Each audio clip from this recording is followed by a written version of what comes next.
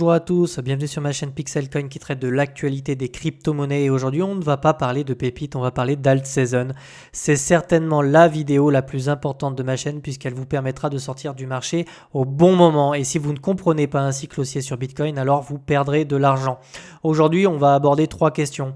Qu'est-ce qu'une alt season? Parce que même si c'est évident pour certains, ça ne l'est pas forcément pour d'autres.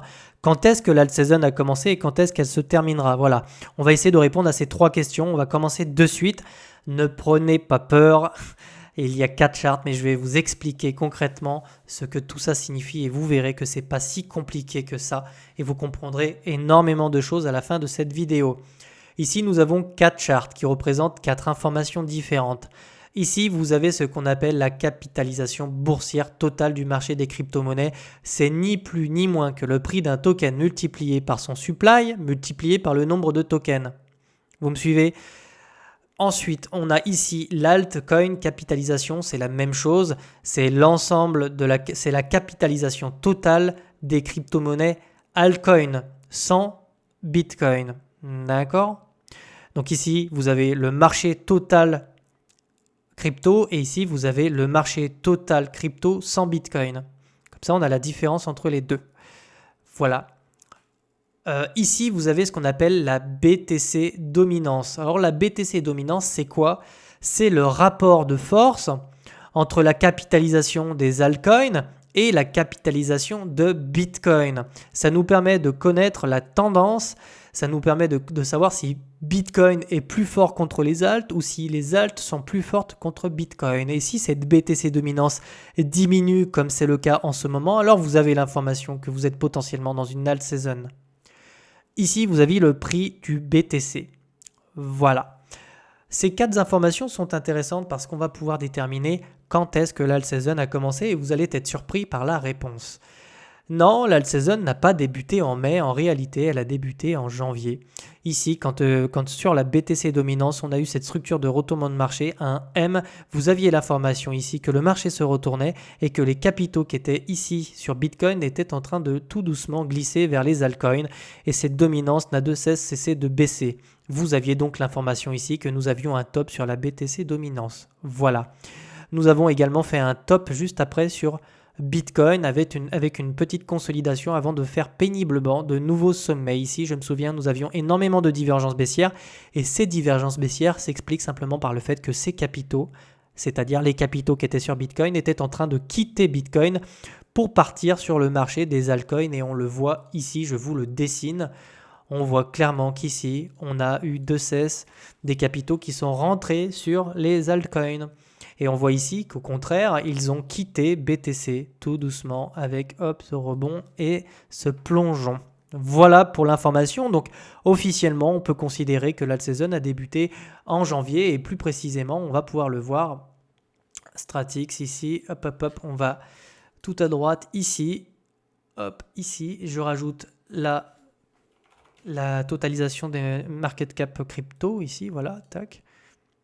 Et ici, on le voit quand on trace début janvier, ici, voilà, on voit bien qu'ici, on a eu vraiment la capitalisation totale des alts qui a vraiment pris en valeur. Et qu'est-ce qu'on voit ici? Stratix qui nous pose un énorme bottom de marché. Vous voyez ici. Voilà, vous aviez l'information ici que sur Stratix, ici, à la cassure de cette neckline, Stratix reprenait une tendance haussière qui se traduit par des sommets et des creux ascendants, comme ceci. Voilà, Stratix qui va certainement bientôt nous faire un ATH. Voilà, on va tenter de répondre à une autre question. Maintenant qu'on a défini l'alt season et quand est-ce qu'elle a démarré, on va répondre à la question certainement qu'on se pose tous, mais quand est-ce qu'elle va se terminer?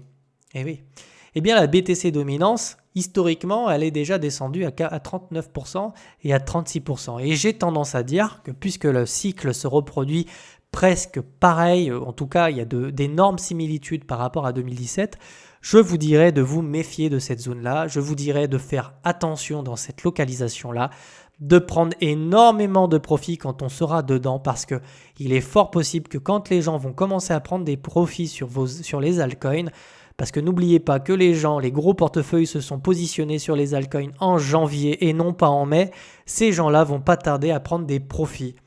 On pourrait avoir ce genre de structure qui se dessine sur ce bottom-là, un petit W daily serait très mauvais signe et pourrait nous indiquer une fin d'alt season. Voilà.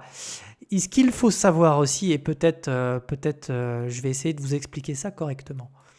Ici, vous avez différentes charts. Ici, vous avez Bitcoin, ici, vous avez Ethereum, ici, vous avez la totalisation market cap totale, voilà. Et ici, vous aviez Stratix. En 2017, quand Stratix a eu sa parabole, donc Stratix, vous pouvez mettre n'importe quelle crypto-monnaie dedans, hein, c'est une altcoin. Lorsqu'elle a eu sa phase ascendante comme ça, les gens ont pris d'énormes profits et ces profits, quand vous prenez des profits sur Stratix, par exemple, vous convertissez ça sur la paire BTC ou sur la paire Ethereum. Pourquoi ? Parce que la paire BTC et la paire Ethereum performent aussi, superforment sur le marché. Plus les gens vont commencer à prendre des profits sur leurs altcoins, et plus vous allez voir ETH et BTC reprendre de la valeur. C'est logique, parce qu'en fait, la capitalisation des alts va de nouveau repartir sur Bitcoin et sur Ethereum. Voilà. Donc prendre des profits en ETH, ce n'est pas une mauvaise idée. Attention, ceci dit, à la fin de cette phase verticale, vous aurez donc un top ici. Je vais essayer de l'entourer si je peux. Vous aurez donc un top ici sur les altcoins. Et peu de temps après, vous pouvez avoir un top sur Bitcoin et sur Ethereum. Donc il est intéressant pour cet été de sécuriser vos profits. Voilà, je pense que les gros portefeuilles qui vont gagner des millions ne vont pas s'amuser cet été. Ils vont certainement passer en USDT. Voilà, il y a de grandes chances. Ça s'était produit à l'époque. C'est possible qu'on reproduise ce même schéma. Et donc, une fin d'alt season, ce serait possiblement pour mi-juin, fin juin. Voilà, peut-être une extension sur juillet. Je n'y crois pas trop. Pourquoi pas ? Sait-on jamais ? J'ai terminé pour ce gros point sur l'alt season. Donc, on a défini ce qu'était une alt season.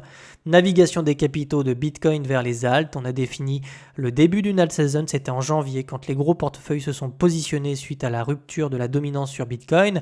Et enfin, quand est-ce que va se terminer cette alt season ? Elle va certainement se terminer en juin, en juillet. Pour quelle raison ? La saisonnalité fait que, pour le moment, on reproduit les mêmes structures. Voilà, j'espère que c'était clair. N'hésitez pas à revoir la vidéo 2-3 fois. Il y a pas mal d'informations à digérer. Ceci dit, n'hésitez pas non plus à me poser des questions dans les commentaires. Si vous avez aimé cette vidéo, si vous voulez que j'en fasse d'autres, n'hésitez pas à mettre un pouce et à vous abonner. Moi, ça me fait plaisir, ça me motive pour faire d'autres vidéos si je suis suivi. Si je ne suis pas suivi, ça n'aura peu d'intérêt pour moi de vous partager tout ce savoir. Voilà, je vous dis, prenez bien soin de vous, abonnez-vous. Bonne fin de soirée, à très bientôt, bye bye.